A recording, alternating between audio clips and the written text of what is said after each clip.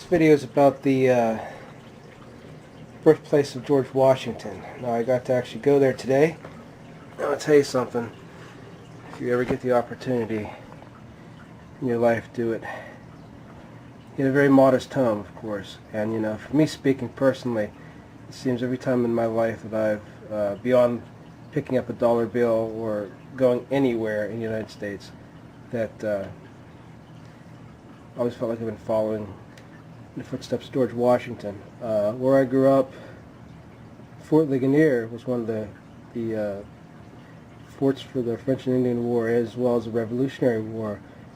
And I grew up with this concept of George Washington, as many Americans have, that he was this great bold figure like a bald eagle.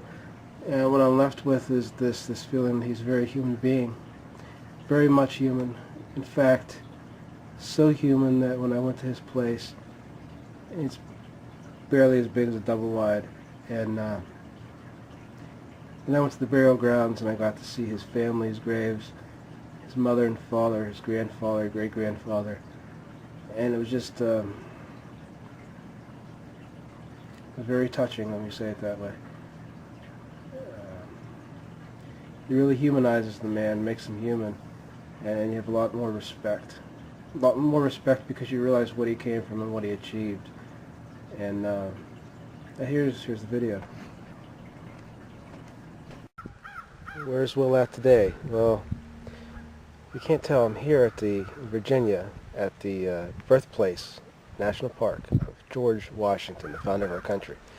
I'm standing right outside the very house that he was born. Now this house is actually burnt by a fire on Christmas Day in, I believe, the early 1800s. Now, as you can see here, it shows you the entire outline of the house. Pope's Creek.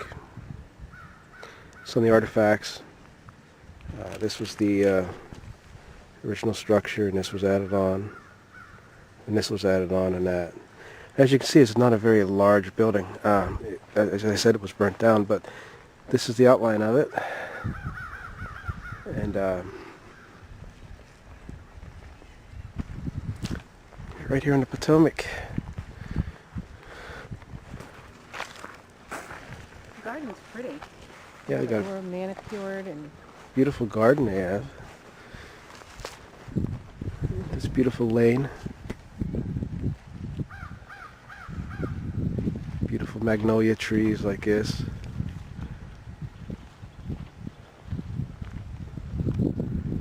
But yeah, here's the birthplace of George Washington. And you come to a place like this, you think about what's truly American, and this is it. This is, you think of where I come from, up of Ligonier, Fort Ligonier, all the wealth, all the people that have money, and this where Washington was built. It wasn't a very, where he was born, it wasn't a very huge house. It was a very modest home. By standards today, most double wides would be bigger than this, but it's a very, you know, this is what they had. This is all the bigger most homesteads were in that time, and they did their farming and they lived very modestly. And it's just amazing just to be here.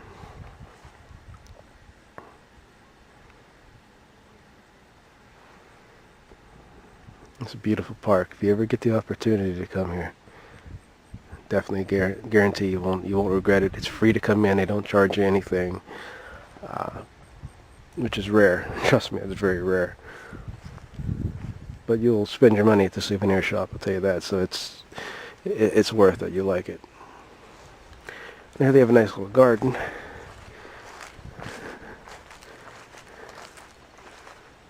Beautiful little garden.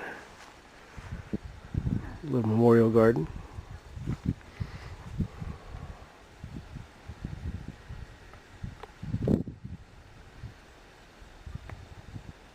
Almost 300 years ago. This is the memorial house they built in the 20s to celebrate George Washington's 200th birthday. It is pretty fancy, but anyhow, it gives you an idea of what some of the plantations were like. Washington had a very modest one, as I've shown you. And here you have, would have been right over across, just the other side of the house was where his house was. And this is the bay here that they call it Dancing Bay. From here you have the Potomac River and all the salt water and the fresh water mixing. Little islands.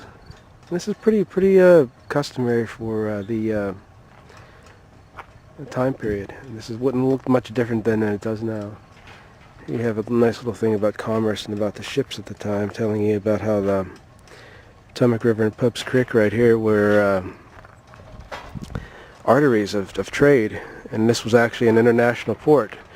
And the Washingtons, especially George Washington's family, used this to bring the goods that they had from England and trade.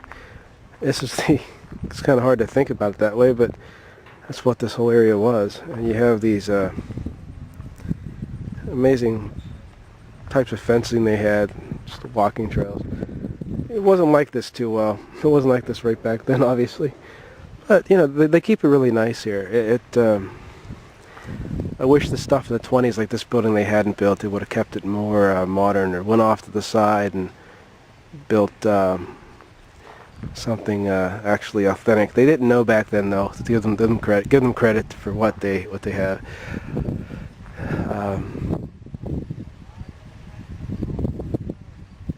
But yeah, it's just fascinating to be here.